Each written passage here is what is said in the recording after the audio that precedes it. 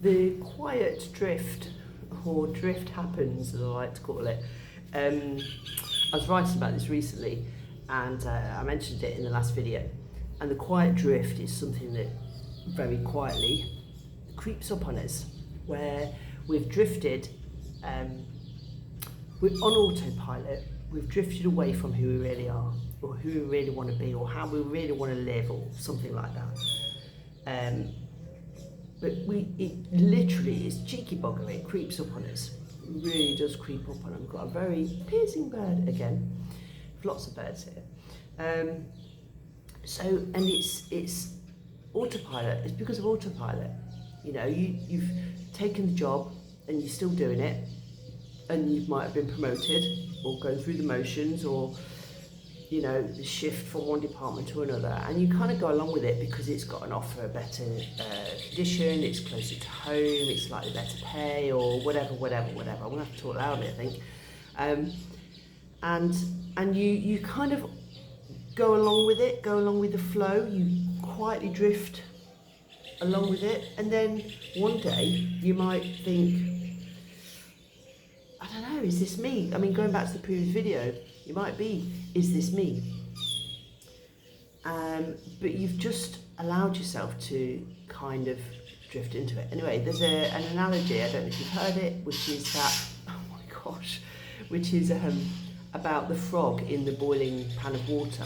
For example, if you put a frog, if you boil a pan of water and get a frog, why you would do this, I have no idea. You wouldn't, obviously, and you put a frog, try to put a frog in a boiling pan of water, the frog, it will immediately jump out because it's scalding hot, it doesn't suit it, it's not his environment, blah blah blah.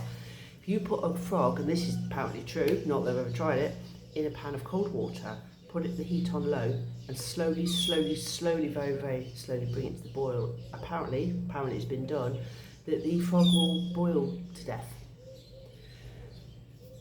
It doesn't jump out. It gets so accustomed to that slight increase in heat all the time, a little bit more, excuse me, it grows accustomed to it, and eventually it just accepts its fate, and that's the end of that. And oh god, that's given me kind of chills actually. I know that story, but I've never actually thought about it in quite as much detail as I have now when I'm talking to the video camera. But it can happen, and I see it happen so many times. I've done it, and I've seen it happen with loads and loads of other people, but I think it's dangerous. It can be dangerous. It can be just, oh well, that's what life is, and then you get older and then whatever happens, you know? And maybe you're okay with that. Some people are okay with that. I mean, I'm not, obviously, else I wouldn't be making this in the first place, and I know many of you are not, or else you wouldn't be watching this video in the first place. So I think what's the kind of reflection on today is on this little thing, is just take notice where if you've caught yourself just drifting, and I don't mean go with the flow in a good way, go with the flow and this is where my life's taking me because I'm being all in alignment with myself. That's not a quiet drift. That is literally going with the flow, but being aware of your surroundings. The quiet drift is where autopilot takes over. And autopilot, you know, even if I'm on a plane, I know they fly on autopilot, but I don't like the thought of it somehow.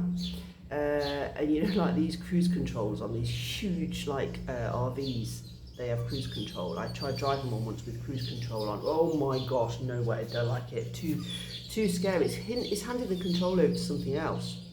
So maybe the autopilot aversion that I have is that I'm handing over control over to somebody else or something else, which is not something that I like anyway.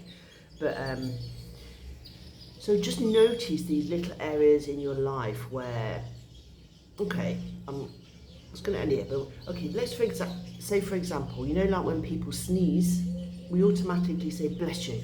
Many of us do anyway. And we have phrases, kill two birds with one stone. We have all these things that we say on autopilot because something's happened that's triggered us to give that reaction.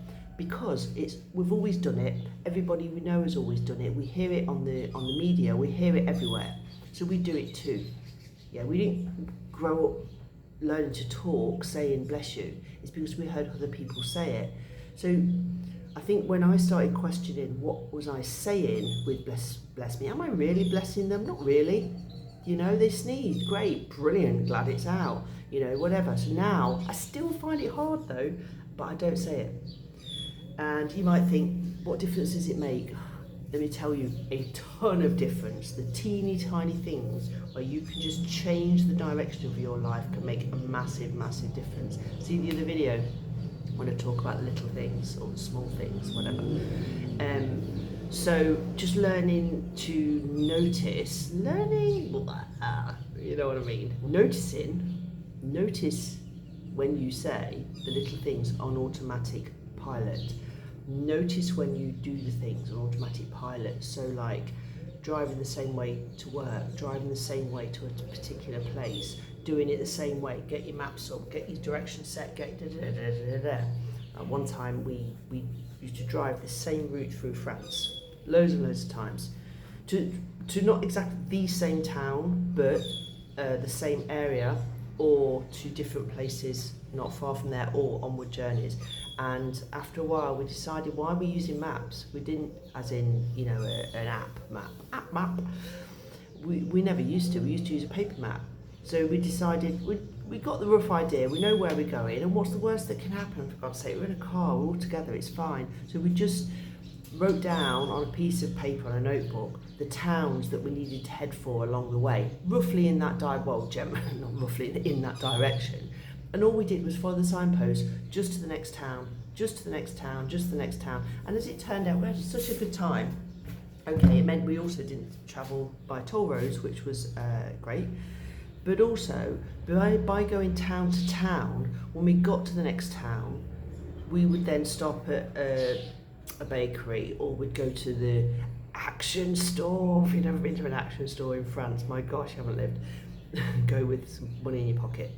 And we'd go to and find little cute places in each town or village that we went through, and it was so much more fun. And the other thing is, it broke the journey up because it was in segments rather than one long slog, you know.